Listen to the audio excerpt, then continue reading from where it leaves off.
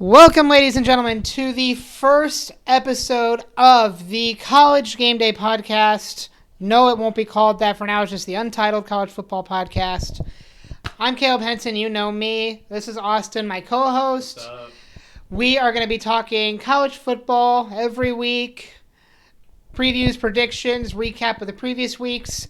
If you guys know already, I'm also going to be doing this for the NFL this season. So you'll be seeing a lot of content every week coming from the both of us because we'll be doing it together. This is one of the few episodes we'll have in person because we're actually together. He'll be going off to college soon. I'll be going off to college soon. So we'll be doing it over Zoom, most likely. But yeah, we're going to get straight into this. We're going to be talking about predictions for week one, recap of some of the news we got going on in the league right now, and then maybe some college football playoff predictions, too. We might give you something special at the end there. But we're going to go ahead and get things moving with that. You guys can probably see what we're going to start talking about. Nebraska sucks. Okay? Nebraska might be one of the most disappointing franchises in college football right now. Reason being, they just lost 31-28 to Northwestern, in Ireland. This is one of the most touted games of the year. Nebraska lost most of their games last year by one score or less. They were right there on the cusp of being great, but unluckiest team in the league last year. They were 3-9. Scott Frost is going to be done at the end of the year unless he turns things around. Does he make it through the year? I could say so. If he gets them to at least a bowl game, he'll make it through the year. Otherwise, if he loses one or two of their next couple games against terrible opponents, then he's out. They just got to get rid of him. They got to do something else. Yeah. This man came from UCF, led him to an undefeated season, goes to his alma mater, 15-29. He's a great coach. I don't know what happened. I mean, Nebraska is a big school. They've done a lot. Nebraska is one of those schools. Okay, I saw this on Twitter somewhere. Somebody equated Nebraska to the Cowboys in the sense like their fan base is always like talking about how great they're going to be this season, how much stuff they do how great they were in the past. Like, dude, past was the past. You're not great now. You're not doing well now. You've got a rotating door of coaches coming in and out. Nobody's getting you anywhere. I don't. Do you have anything else? Do you have anything you want to add to this story? No, I mean, Nebraska's one of those teams where, people look at them and they're like, oh, I don't know if, you can say, like, I'm a Purdue fan. So I'll come through, like, I'm looking at the schedule. I'm like, oh, we're going to play Nebraska. Nebraska's coming to Purdue to play. Is this a game we're going to win or not? I think now, I mean, unless they start showing up in the first, coming weeks here of the season, I mean, yeah, they're that team that's going to be overlooked. But you're right. I think it's a lot. I think people saying they're like the Cowboys. I think that's true. I mean, it's always, you always hear the Cowboys fans, just like you hear the Nebraska fans saying, "Oh, this is our year. Oh, we're going to do good." No, you're not. I would say the same thing about Notre Dame. And Notre Dame has a lot more success than Nebraska does in the season. But I mean, look what they've done in the postseason. I mean, it's just shambles. And that's the same way with the Cowboys and tons of other teams. So exactly, and I'm going to touch on Notre Dame a bit later because I got a lot I want to say about them. But yeah, that game was just atrocious. Good on Northwestern actually finding their offense again. Scott Fitzgerald has had an up and down career with Northwestern, but Northwestern shows out when they want to. If the games Northwestern plays well, they play really well and could hang with just about anybody in the Big Ten. The games they don't play well, however, there's a reason they're Northwestern, and you see that very clearly in what they do. But yeah, good comeback. Congratulations to Northwestern starting out with a win. Nebraska's got Oklahoma coming up, okay? That's looking less and less like a game people want to watch and more like, yeah, Oklahoma's going to clap Nebraska. Yep. Do I think that'll be one of those sleeper games that can be competitive? Yes, but we'll talk about that in a couple weeks when we get to that road. Any other major news? Not really. I want to look real quick at some of the scores from the last couple nights. Just see what we have. If I can look at these. Bear with me while I pull up scores, y'all.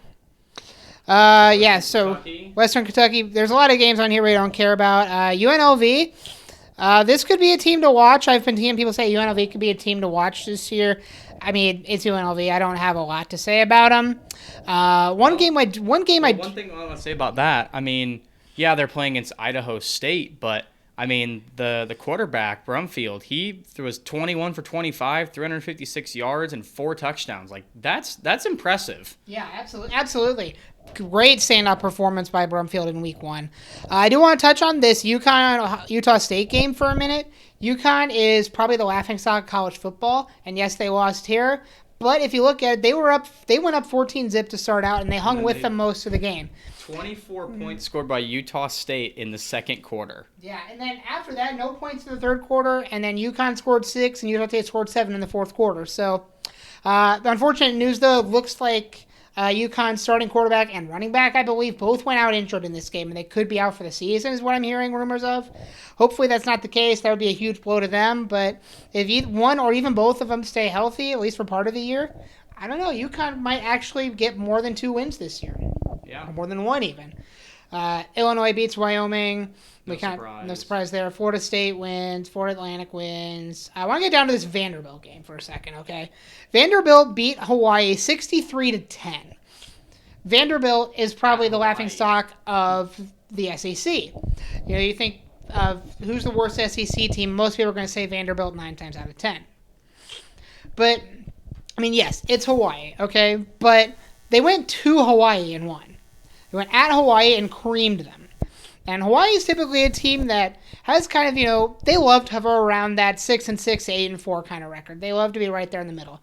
They usually go to their own bowl game every year, play it, win it, whatever. But for them to lose by 53 to a Vanderbilt team that, frankly, we haven't seen anything out of in the last couple of years is really telling. And I think could show that Vanderbilt might be coming out with something to prove this year. And now, obviously, they're in the SEC. And more than that, they're in the SEC East. Yes, it's the weak side of the SEC, but you've got Georgia in there defending national champions. You got Tennessee in there. Everybody says is going to be good, but we'll get to them later. Always overhyped. You got Kentucky in there doing really well. You got Florida in there. We don't know a lot about Florida. Probably going to be about average, but, you know, it's Florida. They always have good games here and there. You got Missouri in that division. You just got a lot of teams in there that are really good, but we'll see. I need to look at their schedule, see who they drew from the West they have to play, but, you know, 63-10, that's a great start for them. I love seeing that from Vanderbilt. Good on them. I want to go for just a minute to talking about the preseason rankings, because we got a lot to talk about here, and I got a lot I want to say. So we're going to be looking over here mainly at the AP Top 25. We're just going to kind of run through this a little bit. I have a lot of thoughts I want to give here. Starting out, top 4, you got Alabama 1, Ohio State 2, Georgia 3, Clemson 4. Again, preseason rankings mean nothing, first of all. It's just who's looked the best in the offseason, who's made the most moves, best recruiting class, and just history.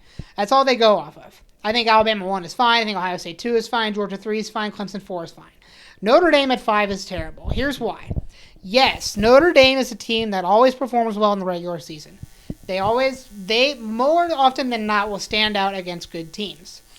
But, again, they are under a first-year head coach that took over in a bowl game last year. Start of the year, because Brian Kelly left for LSU, and now they've got a new head coach. And there's a reason they lost that bowl game last year. It's because they had a new head coach. Did they hang with him for a while? Yes, but, again, Notre Dame, everybody says Notre Dame's a contender for the college football playoff. Every time they've made it, they've lost by a significant margin in the playoff. Yep. They do not show out. Even back years ago when there was still a BCS championship and they played Alabama, they lost big there. Notre Dame, doesn't do well in the postseason, and it's not proven enough for me to justify that ranking at 5. They're just not. I know people that are diehard Notre Dame, they'll all say, oh, Notre Dame's really good, they play a tough schedule, all this stuff. Yeah, they always play a tough schedule, and they always end up like 11-1, 10-2 regular season, sure. But that 1 or 2 losses is always to their toughest opponents, if you really look at it. Like, that would be like a loss to Clemson, or a loss to like a Stanford team, or Ohio State, they start opening week. We'll get to that later on, see what we think about that. Notre Dame, always massively overhyped. They stand out in the regular season, but again, postseason doesn't justify it. Here's one thing that I've kind of looking at, kind of moving on a little bit more down. So they have Utah at 7, above Texas A&M. Now, Utah's below Texas A&M. Yeah, well, I mean, they have Texas A&M above. Yeah. So, I mean, so Texas A&M, I mean, they're always kind of that decent team. I mean, they had that win last year over Alabama. That was awesome to watch. Texas A&M, they've always been that program that's kind of there, not quite at the level that they need to be at, but could be doing a lot worse. But I'm a little surprised that they were ranked above Utah just because of the success that Utah has had within recent years. What do you think about that? Utah is a sleeper candidate for the college football playoff because the Pac-12 is, if you can see there, you've got Utah, Oregon, USC. You've got Pac-12 teams in there. But Utah showed out last year. They had a couple of losses that kind of hurt them and took them out of playoff contention last year. But this is their year to rebound. They've only gotten better. They have that experience under their belt from last year. Well, and think about them. Think about them when they played in the Rose Bowl. Sorry about the random break. If you see a break in the video, had to pause, technical issues. Continue with your thought. So what I was saying is, Utah, their last game they played in the Rose Bowl. They played against a really good Ohio State team. Now, that game was fun to watch because I don't remember the exact stat of what it was, but I think it was within maybe a minute or two of gameplay, maybe even less. There was 4 touchdowns scored. I think there was a punt return by Utah. There was a couple plays that Ohio State ran in and had a long touchdown pass. I think it was to Smith and Jigba, I think. Right after that, then Utah got another kick return. And Ohio State, I think they might have gotten a kick return after that. It was something crazy, but there was 4 touchdowns that were scored just back to back to back to back. Super high scoring games, super fun to watch. But Utah showed out. I mean, they really, really did. And they ended up winning over Ohio State. That's an impressive win, I think. And I'm not necessarily upset that they're at 7, but it just was a little surprising to me, especially considering that you have Texas A&M ahead of them, Notre Dame ahead of them, who had a really good year as well. But we know, as we said earlier, with a lot of their performances in the postseason don't tend to pan out so well. And Clemson's a hard one for me because we all know how they've been in the past, especially with Trevor Lawrence and Travis Etienne and all those guys. But once they lost them, they were still a good team, but they did not perform as well as they have in the past, which that was kind of expected. A lot of people expected that, with a new quarterback and things like that. You got lots of kinks to work out, but it's just a little surprising, I think, to see Utah just a little bit lower than expected for me. Yeah, and I think along with that, Utah is one of those teams that, historically just hasn't proven enough, and I think that's why that's reflected in their 7 ranking is if they hadn't beaten Ohio State, I think they'd be around that 10 to 15 range. Mm-hmm. They went over Ohio State, recruiting looking good. They're in the top 7, which puts them in a really good spot. I think they win the Pac-12. We could say that right now. Clemson at 4, as he was saying, this is Clemson's rebound year. Yeah. Dabo is one of the best coaches in college football. I think he gets his guys back and running. I think they put themselves in a good spot. Yep. A couple of things I want to touch on. Michigan at 8. We'll see. I don't know if Michigan. I don't think Michigan's a playoff team. I don't think they have enough to get there. I think 8's fine. I think New Year's Six Bowl is more than acceptable for them. Or that's about their ceiling. Yeah. Depends on how Ohio State looks, how Michigan State looks, how a lot of these teams look. Michigan State's down at 15 right now on the AP Top 25 for preseason. Yeah, and one of the things I want to address about Michigan State real quick is, first of all, the impeccable job that Mel Tucker did last year with Michigan State with Kenneth Walker in the backfield and just putting that team in a place to go, what did they go, 10-2, I think? I think they went 10-2, won their bowl game. That was impressive. And it was first-year head coach. You didn't expect that out of Michigan State.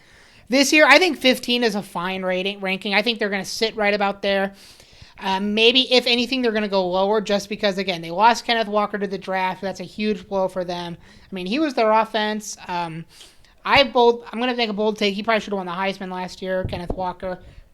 He was doing well enough and in that upper echelon of athletes that he should have won that. That's just my take.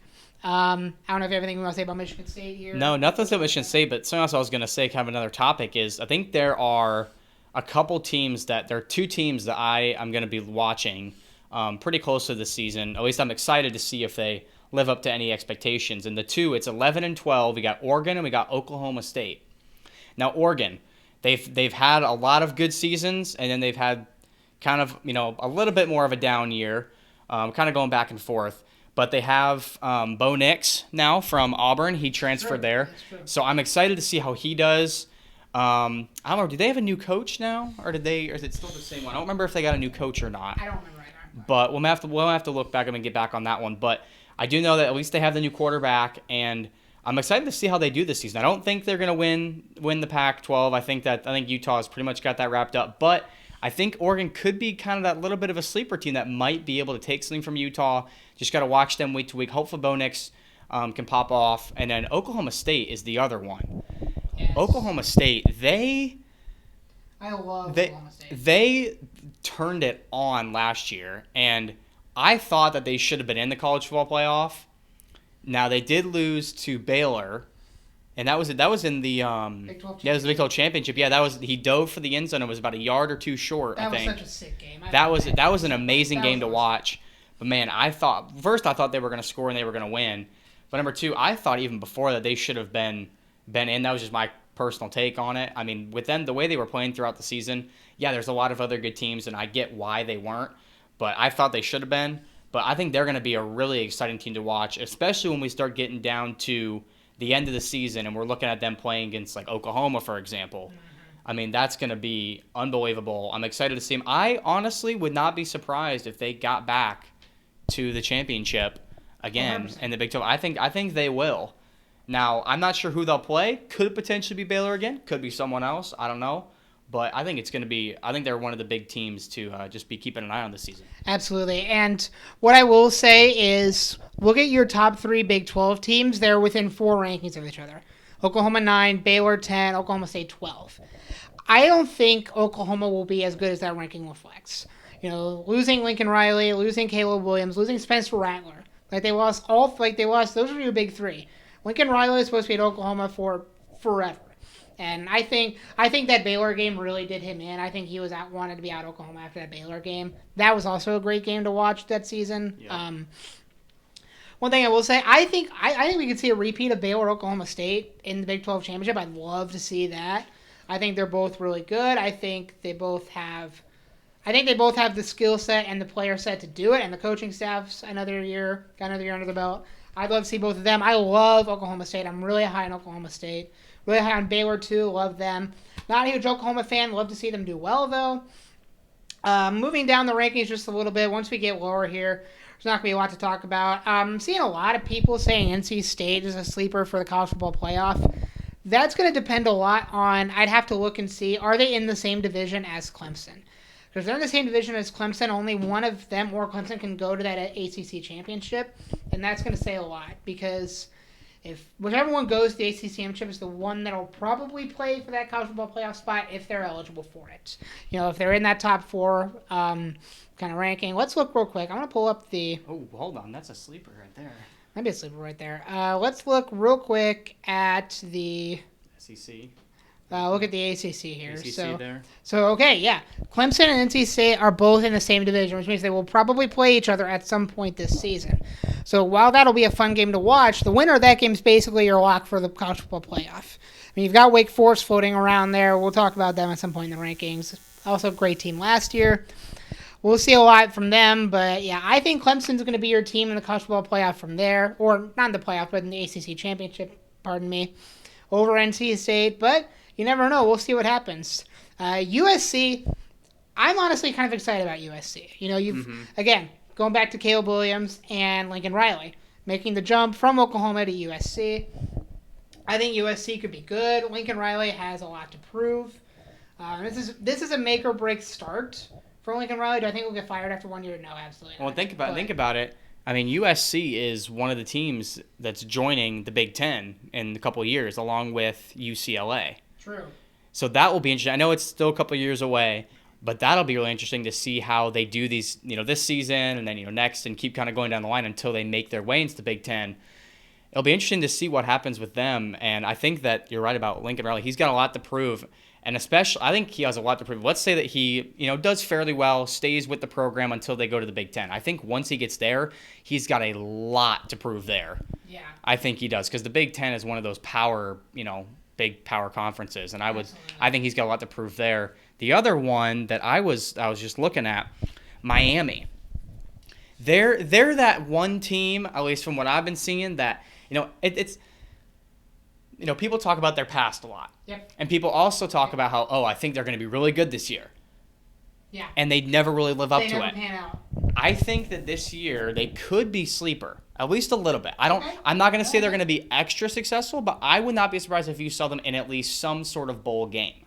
Oh, absolutely. And then the other team that I was looking at, actually there's two, would be Cincinnati at 23 and Houston at 24. Now the hard part, so the thing with Cincinnati, they're coming off of a really big year. Yes. Really big year. Now they lost, some of their good players to the draft. That's liable to happen. So this is kind of a season where it's more of, it's something that they have to prove. They have to prove hey, we still belong here. Like we're here now. If they have a little bit more of a down year, that's to be expected. I mean, it would not surprise me if they did had a winning record. Probably maybe a couple losses, maybe 2, 3, or 4, maybe depending on who they play.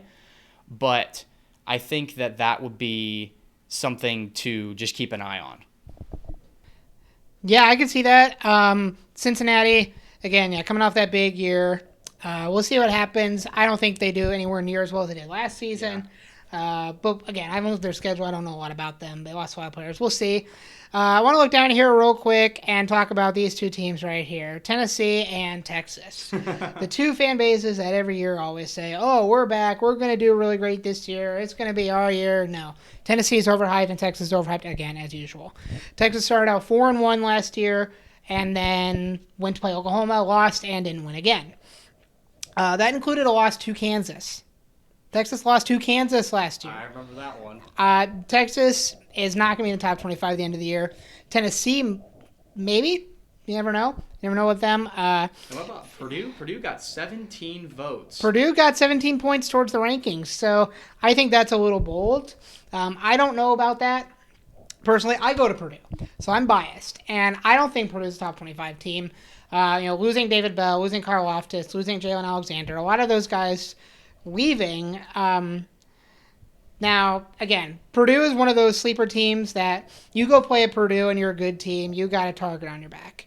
And Purdue opens up against Penn State, which we'll talk about here in a little bit. So it's a really, really high-profile game to start out. So that's going to be a testament to how Purdue is going to perform the rest of the season. I don't have any thoughts on that. Yeah, no, I agree with you. We'll talk more about it when we get to the weekend matchups, but yeah. Absolutely. If you look at the coaches poll, just for a little bit of comparison here, not really. Michigan moves up a little bit, jumping Utah and Texas A&M. You got your Big 12 teams right there together. Oregon shits down. Texas in there at 18. We don't talk about that. Texas is not going to be there. We don't care much about the FCS. North Dakota State won. Sure, cool. They're always there. Yep. Cool. Let's move into, I want to talk about predictions. This is the part you all want to see. Predictions for week 1. We got a huge slate of games, a lot of really, really good games we're going to be talking about here as we get started. So we're just kind of going to be running through. I got the top 25 here. We'll worry about that later. We're just going to go into some of the ACC games, see what we got going on. Florida State starts out with a win. North Carolina starts out with a win. We got West Virginia and Pittsburgh starting out here. West Virginia, I don't know what to think a lot about them. Ended the season last year 2-3. Pitt ended last year 4-1. With that loss to Michigan State in their bowl game. So great way for them to end. I don't really know who I would go with here. I think Pittsburgh wins. I think West Virginia's a sleeper team, though, that will hang with them. Mm-hmm. But in the end, I got Pittsburgh pulling this one out by 10 at least. Yeah, I think the loss of Kenny Pickett, I think that's going to play a little bit of a role in this game. However, I mean, Pittsburgh, they're not, you can't underestimate them. You really can't. Now, I think I'm going to agree with you. I'm going to go ahead and say Pittsburgh takes it, but I think it's going to be a close game. I think West Virginia will give them a little bit of a scare. I think they'll make it close, but I don't think they're going to have the juice to pull it out week 1. I agree. Yeah, taking that one. Wake Forest ranked at the start of the year, facing VMI. Not a lot to say here. Wake Forest wins. Yeah. Yep. Wake Forest. Moving on from that, We got a couple other things we want to talk about. Virginia Tech wins. Duke wins. Yep. NC State wins. Not a lot of Boston. Rutgers, Boston College. That could be an interesting game. I don't know who I would pick there. I'm just going to say Rutgers. I'm saying Rutgers. I'm going to say Rutgers wins that. Rutgers has been... Boston College is at the 7 under on the line. Yeah, exactly. So, I mean, Rutgers didn't have a good end of the year. Lost by a lot. Lost by some bad teams, not by well. Rutgers, who knows? We'll see what happens. I'll go with Rutgers as my upset pick for that game. There's not a lot else to talk about there. We're going to keep moving right along. Big 12 a little bit here. Central Michigan, Oklahoma State. Oklahoma State comes out easy, wins this one. It's kind of an interesting game. I could see this being competitive for at least a little bit, but Oklahoma State in the end wins this one, shows why they're in the top 25. And it's in Stillwater. It's a night game. That's a tough place to play. Can't go wrong in Stillwater. Stillwater is one of the hardest places to play in college football. The fans there are going to be hyped up. It's week 1. It's a night game. That's the game that you don't want to miss. I think for at least the start of it. Absolutely. We'll see how it goes throughout the end of the game, but I think Oklahoma State's going to take that pretty handily. Absolutely. You look at Oklahoma State's last 5 here. They got that win over Oklahoma, the last game of the season in Stillwater. You got that loss to Baylor in the Big 12 championship, and you got their bowl game win versus Notre Dame.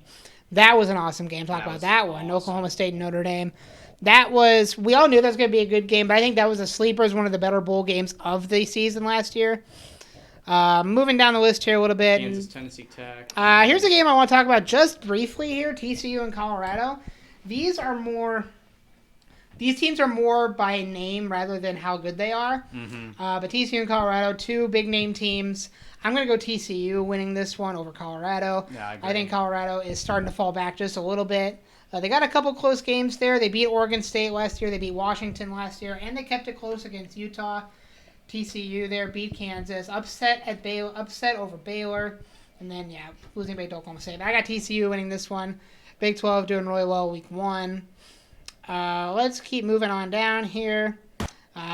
We'll just go this quick. Oklahoma win here against UTEP. Baylor beats Albany. Kansas State. Texas loses. No, I'm kidding. Texas wins week 1. Yep. Texas wins week 1. That might be their only win. Who knows? We'll see. We'll see what's going on. Big 10. We're going to kind of move through this quick. Here's one of the bigger Big 10 games we're going to touch for a while on this. Penn State and Purdue. 8 p.m. Eastern. 8 p.m. Eastern on Fox Thursday night. Here's what I'm going to say about this game, okay? If you look at the way Purdue ended the year, I got that win over Michigan State, beat Northwestern, beat Indiana, and they beat Tennessee in overtime in the Music City Bowl.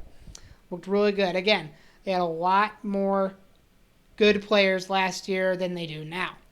Penn State, on the other hand, ended last year 2-3. They have that loss to Michigan, lost to Michigan State, and lost to Arkansas in their bowl game. Were those close? Yes. But even then, Penn State starting the year unranked. Purdue starting the year unranked. Penn State's coming to Purdue. A lot of people think Penn State's going to come out and win this. Here's my thing. I think this game stays close for most of it. I think this is a very back-and-forth game. But I'm going to go. It's opening night. This is going to be probably sold out, if not almost sold out. I'm going to go Purdue. This is going to be my upset pick to start out the season. As much as I think Penn State will probably win the game, I'm going to go Purdue. Yes, that is part of my Purdue bias as a Purdue student. But I think Purdue has what it takes to come out here and win this game. Start out with a dub at home. Yeah, I agree 100%. Penn State's not a team to underestimate.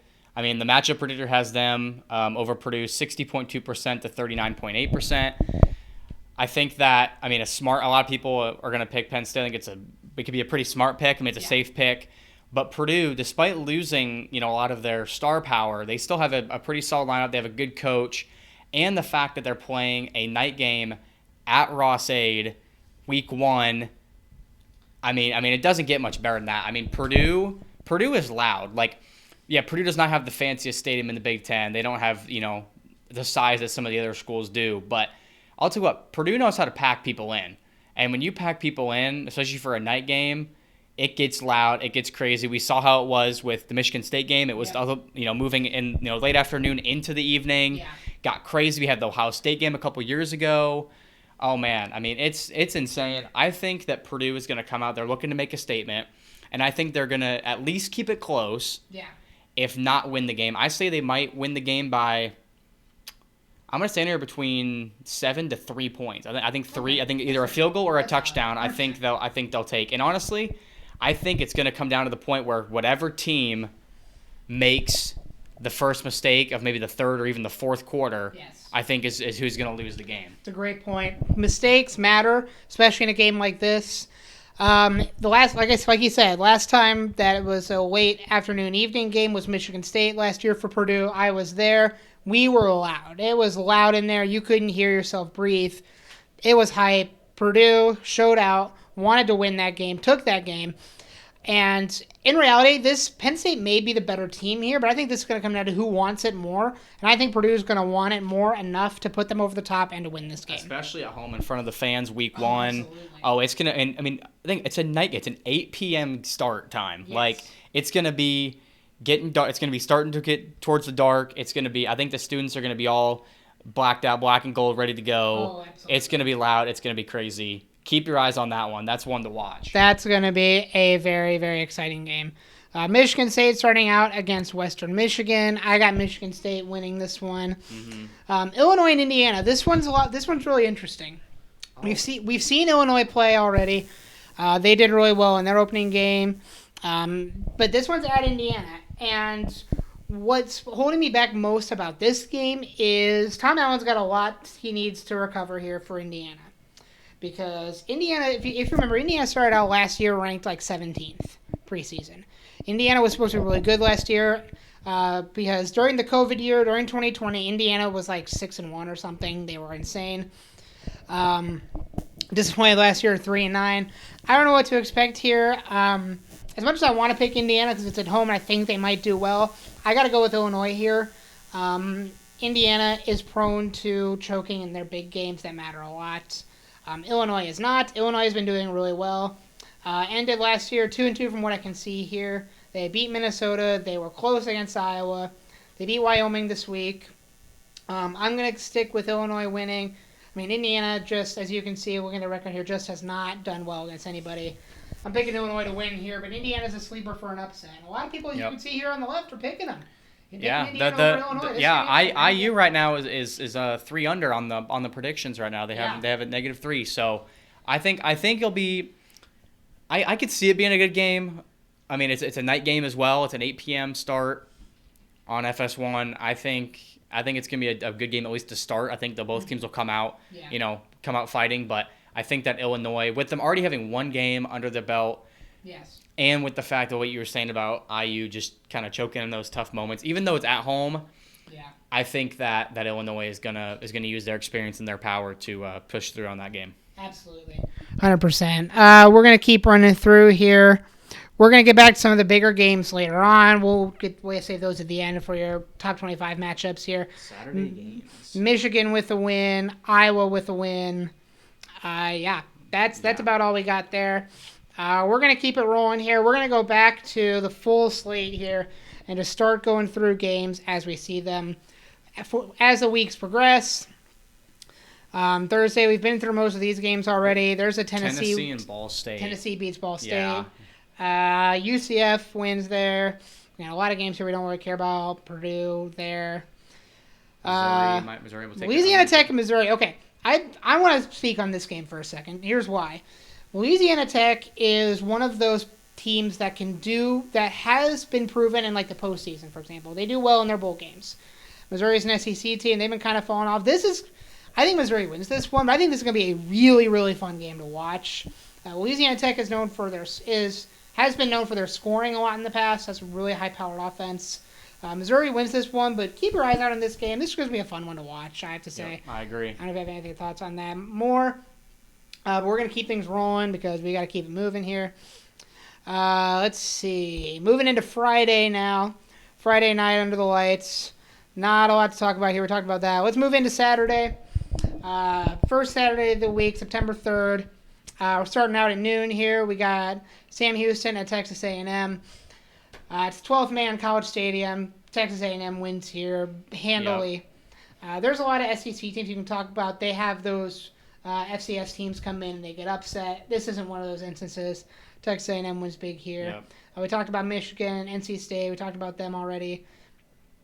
What else do we have here? Does it go up a little bit? Yeah. Is there another one I was looking at?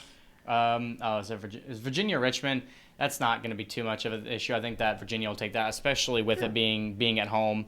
But there's that one. Air Force, Northern Iowa.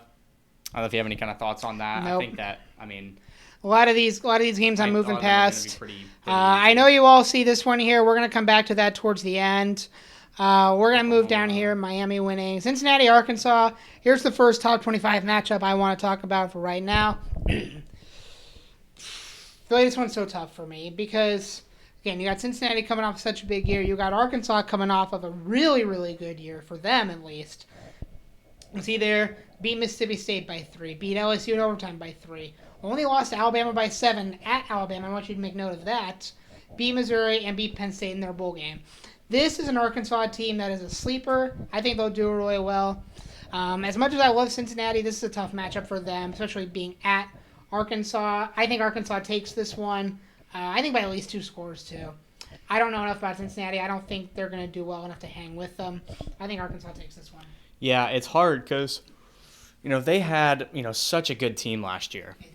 And the thing is, though, they've lost some of their stars. They lost, and it does not to say that the other players that are on that team are not going to step up and fill those shoes, but I think the hard part is that this first game here, actually probably just the first couple games, is going to be really kind of the litmus test to see if people start putting their faith back in them or not. I think right now a lot of faith is going towards Arkansas in this game, and I'm one of them. I think it'll be a good game, but I think Arkansas wins. I'm going to say at least by 1 score. You could see it to 2, maybe even more. But I'm going to pick Arkansas for that game. But I will also not be extremely surprised if Cincinnati pulls something out of the hat and takes it. And then we could see another Cincinnati run of winning games. But they're going to be a team to watch. I think watch Cincinnati this year, see how they respond to losing some of their players. But I'm going Arkansas. Absolutely. And this is one of those games where, if anything, this will be close for most of the game and Arkansas pulls away late. This is one of those. I don't see Arkansas pulling out early. I think Cincinnati comes out early with a lot of firepower there. Scores a couple touchdowns in the first quarter. Absolutely. Really puts the pressure on, and then Arkansas has to battle back. Moving on through here, Houston and UTSA. Houston wins. They're on the road. Tough start for them. I think Houston wins here. Yep. Not a lot else I really want to touch on here. Arizona, San Diego State. That could be interesting. Nebraska, North Dakota Memorial Stadium. As much as we spent time crapping on Nebraska at the start of this podcast, I think they rebound with a win here. I think they have to rebound with a win here. It's in if Lincoln. Nebraska does not win this game, Scott Frost gets fired. There's my prediction right there. You heard it right here. Scott Frost gets fired if Nebraska loses this game at home. They're already 0-1. A lot of pressure on this one. It's at Memorial Stadium. It's in Lincoln. Memorial Stadium is not a joke of a place to play. And they're playing a North Dakota team that's not proven at all. I think Nebraska takes it, and I think they have to as well. Yes. If they don't, I'm right along with you. I think my prediction is that if they don't win, it's either going to be a straight you're fired, or it's like, hey, you've got one more shot at most. Absolutely. I don't think they're going to keep them. The only thing though is I don't know exactly how all of their staff is combined. I don't know what they're comprised of. So there's a possibility that maybe if he's losing this game and maybe some other games, they're going to say, hey, this is your last season. You can finish it out, but you're done. I can see that too. He's such a high-profile coach. They may not want to go through all the drama of having to fire him because they put so much stock in him at the start of his tenure. We'll see where things go. I think they might be a team to watch a little bit. BYU is going to be a team to watch. Beat South Florida. Ole Miss. They're playing at Raymond James Stadium in That's Tampa. True. So that'll be fun to watch. Yeah, absolutely. Troy and Ole Miss. Ole Miss makes a win there. I could see Ole Miss making a run at the at the SEC West. Why do I keep missing those up? SEC West. We'll see that going there. Rice USC. USC wins here. I think this is Lincoln Riley starts out hot. Gets USC with a win. Yeah, they're going to win big. Utah, here's a fun one. We'll talk a lot about this one. Utah at Florida in the swamp. Ben Hill Griffin Stadium. So That's close. yeah. With the matchup predictor, 52.1% to 47.9. So yes, this is in the swamp. Yes, this is a high-profile matchup for Florida. Let's look at how Florida ended the year. They barely beat Sam Houston State 70-52. They lost to South Carolina by a lot. They lost at Missouri in overtime. They beat Florida State in the rivalry game, but they lost to UCF in a bowl game. I got Florida losing this one at home by at least 2 scores, if not more. I think Utah, this is a statement game for Utah. If Utah can start out week 1 going into the swamp and winning, I think, and this is going to be bold, I think that vaults Utah into the top 4 to start out. I think that puts them at least 4 through 6, because they're at 7 right now. 4 through 6, absolutely. If they come out and make a statement win against Florida, I think they're going to do that. I think they're going to drive themselves. Utah has all the control over their own ship this year, and they're going to make a statement against Florida. I got Utah winning by at least 2 scores. Yeah, I agree with you. And especially, I mean, you got to look at also who is above Utah. I mean, you got Alabama Alabama, Georgia, Ohio State, Clemson. Georgia and Ohio State. I mean, they both have pretty big games coming up that first night. So let's say that, Alabama, gets their win week 1, and then, let's say Georgia gets a win. Yeah. Let's say Ohio State gets an L. Yeah. Because they're playing with Notre Dame. Notre Dame. Let's say they lose to Notre Dame. Okay. Or if Georgia loses to Oregon. Yeah. Either or both or whatever it is, Utah wins this. Yeah. I mean, it also kind of depends on where Clemson goes as well. Yes, what Clemson does. For sure. Man, I think you're right. I could see it being, let's say, maybe a Alabama, Georgia, Clemson, maybe Utah at 4. Yeah. Even. Absolutely. I think you're 100% right. I think that Utah can really, really make a run. But this game is key because it is in the swamp. Yes. It is against a Florida Gator team that always at least makes it somewhat competitive. Yes. And they do come out strong, but they haven't been able to finish. And I think what's going to happen is you're going to see 2 high-powered offenses come out, fight it out. But I think Utah, if it is close in the beginning, I think they're pulling away. I could see them even within the first couple quarters. I think they go into halftime up. I'm gonna say 2 scores at half. Out. Yeah. I'm gonna say 1 at the minimum, 2 most likely to be up at half. Yeah, and this coming off of a Utah team that outscored Oregon 76-17 in their combined games last year and put up 48 against an Ohio State team that was probably worse last year than they're going to be this year. So if Utah comes out here and makes a 2 or more score statement victory here, this is a no-brainer to put Utah moving up in the rankings, regardless of how the other top 6 fall here, which we'll get to them here in a couple minutes. As we got a few more games to go through here before we get to the big ones. Baylor with a win, Wisconsin with a win, Kentucky with a win, Auburn with a win. We're not going to spend a lot of time on these. Yep. Vanderbilt gets to 2-0. That might be a sleeper, but again, Vanderbilt's 2-0. We'll be watching them a lot. Liberty gets a win, I think. Yeah, we can see that. Utah State, Alabama, sure. Alabama by 30. Alabama by minimum 30. They got them favored by 40. I'll say 30, sure. Yep. I think they take the Stars out, whatever. Memphis, Mississippi State. This could be a fun game to watch. I think Mississippi State wins this. I think South Carolina gets a win here. Stanford, they'll get a win. Texas Tech will get a win. Texas gets a win. Louisville, Syracuse. I think they'll be at least somewhat interesting. It is in Syracuse. Yes. They are going to the Dome. Yep. I got Louisville by 4. I'm going to go Syracuse here. Sure, why not? I don't know. I don't have any stake in this game. Syracuse wins. Boise State, Oregon State. I'll go Louisville. Yeah. This ought to be a fun one. Boise State, Oregon State. Ooh. Boise State's one of those teams, and look at this matchup predictor here. This is basically dead even. Oregon State is one of those teams that they were hot last year. I think they stay hot. I think Oregon State pulls this one off at home. Mm-hmm. Boise State's going to keep it close though, but I got Oregon State. Yeah, I agree. I think Boise State will come in. I think they'll come in and they'll perform well. Yeah. They'll do a good job. I think they'll make it close, but I'm giving it to Oregon State for sure. Absolutely. Just a couple more games here, then we'll get to the big ones because I know you are waiting for those. We'll get to those in due time. Cool. Moving on, Sunday and Monday, we got 2 games I want to talk about here. Florida State and LSU. Ooh. There's a lot of questions in this one. This one's in the Superdome. You got Florida State, you got LSU. This is going to be an amazing game. I don't know who I like here. Don't get me wrong, I love LSU. LSU is one of my favorite SEC teams, right there behind Georgia for me. I'm gonna go. I'm gonna go LSU. Yeah, they have them at 3 under right now. They have them at 3 under right now. Florida State is 1-0 though. They started off hot, but that was against nobody really. Yeah, I'm gonna go LSU. I think LSU takes this one. I think they start off hot. I think they have something to prove, especially after last year. They've had, since their championship back in 2019, they've had a couple down years. They've been right in the middle, but they've had a couple down years. I think they start a rebound this year. They're coming back. They're starting unranked. They got a lot to prove. LSU wins this one for me. Yeah, I don't know. It's tough because the thing with the LSU, I mean, I don't think it was their starter, but they had that one quarterback that left. I don't remember what his name is. Yeah. But I think that there's been a lot of news surrounding him. And I don't know. I could see this game going either way. Again, LSU's only, set at 3 under on the line. I could see them winning it. I think Florida. Honestly, I'm gonna go Florida State on this one. I think it's gonna be a back and forth battle. Don't get me wrong. I think LSU's a good team. I think they can win, but I think LSU or Florida State with that one win already under their belt. I think they're going to. I think they're gonna come out strong. I think they're gonna give them a run for their money. Gotcha. I would love to see a good Florida State team again. It's been a while since we had that. 2013 was the last really good Florida State team. That championship versus Auburn, they won.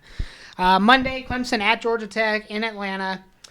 This is going to be a hot game. This is going to be, this has been hyped up as going to be a good game. I think Clemson wins this one fairly handily. This is your Chick-fil-A kickoff game.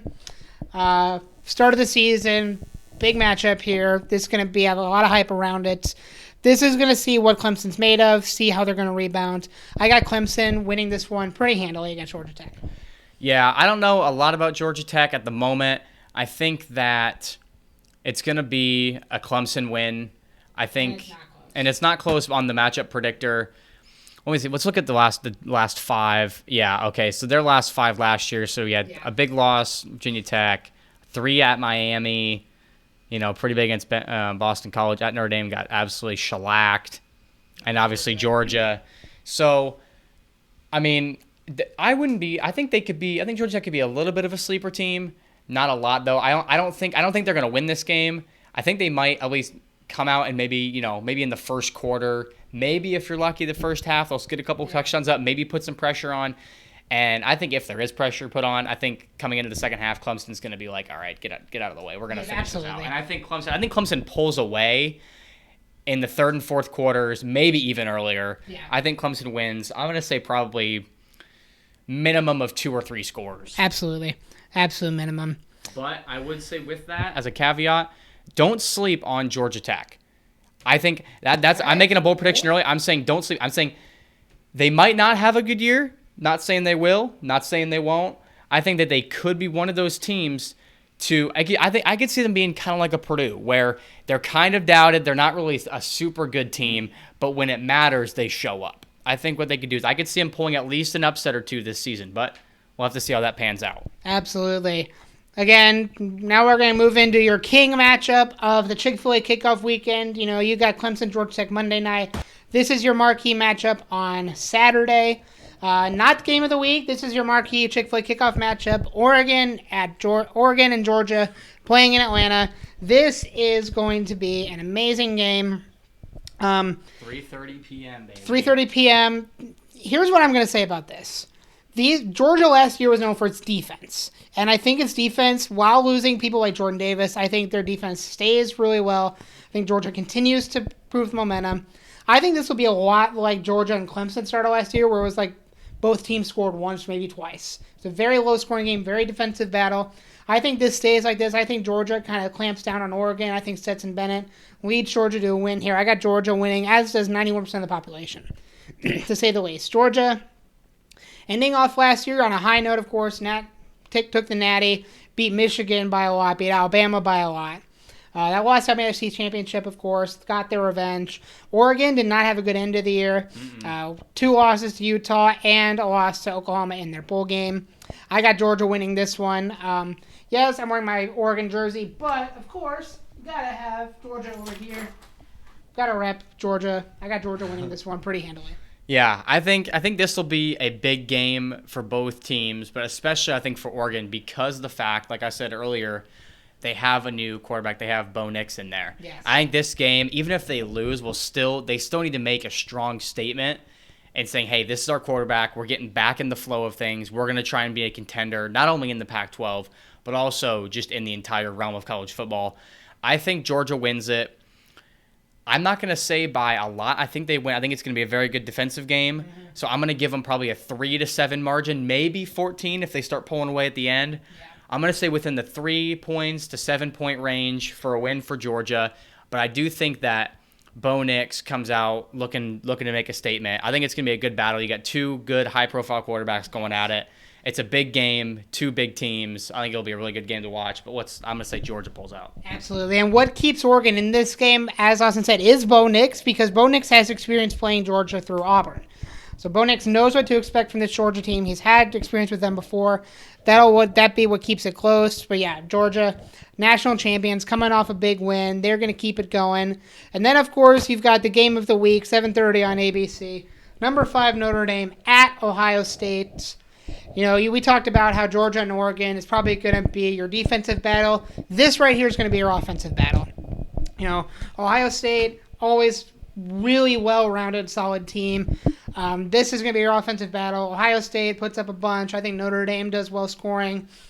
But, I'm going to be bold here. As much as Notre Dame's 5, Ohio State's 2. I got Ohio State winning at home, obviously. But I think they win by at least 14. At least 2 scores for Ohio State. I don't see this one staying close for long. Again, Ohio State's one of those teams that can close out games really well. Notre Dame, again, a lot of good scoring there. 34, 28, 55, 45, 37. But Ohio State, you look at, 26, 59, 56, 42, 45. 48. So, Ohio State beating Utah at the end of the year that year. You've got, this one's going to be close. This one's going to stay close for a while. Ohio State wins by 2 scores. That's my prediction. Notre Dame's over. Yeah, I'm as much, a lot of people are pushing for Notre Dame. I think they're going to do well, at least to start.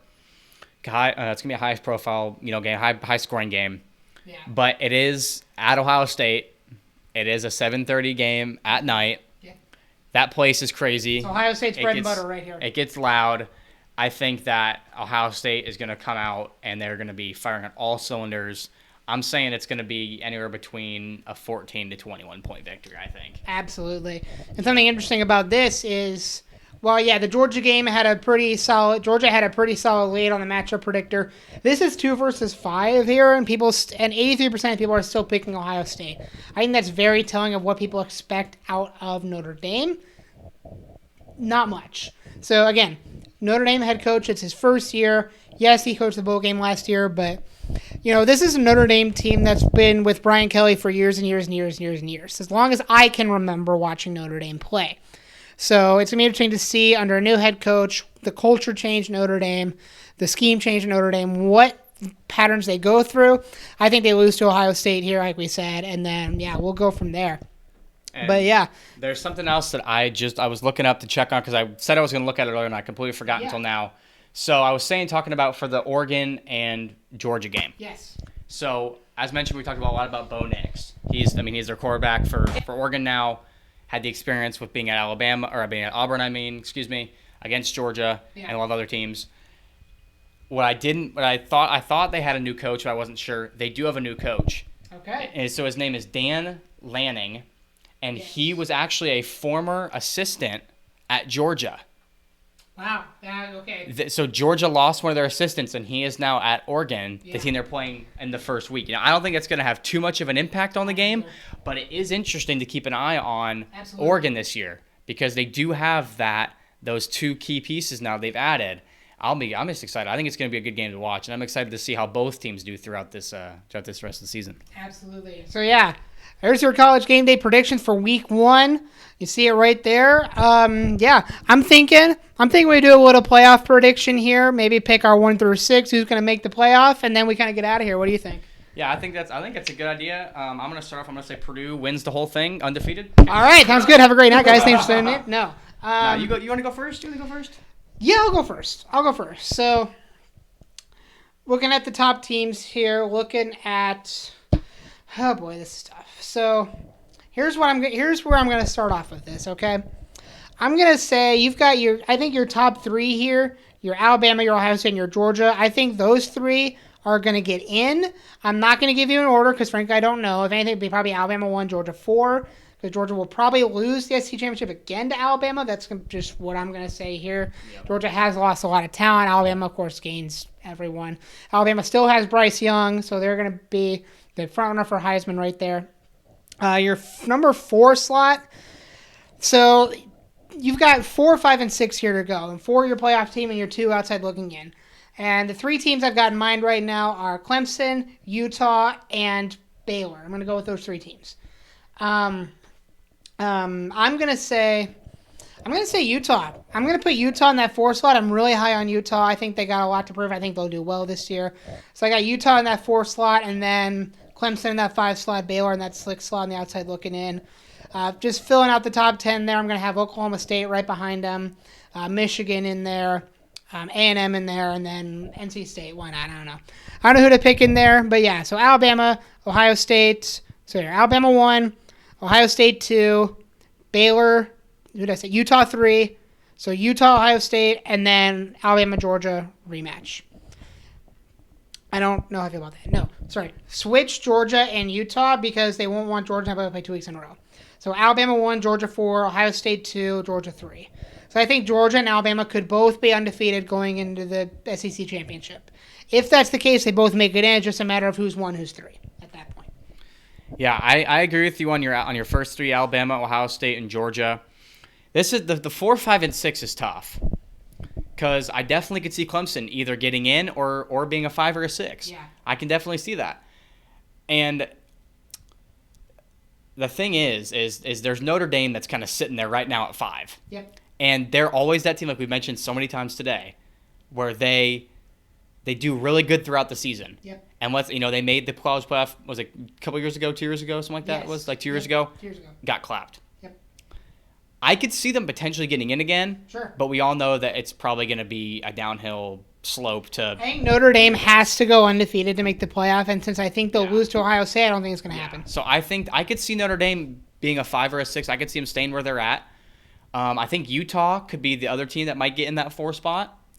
And even, you said Baylor. I was thinking more Oklahoma State. I think they might either get in or they might be that 5, that they're 1 spot away.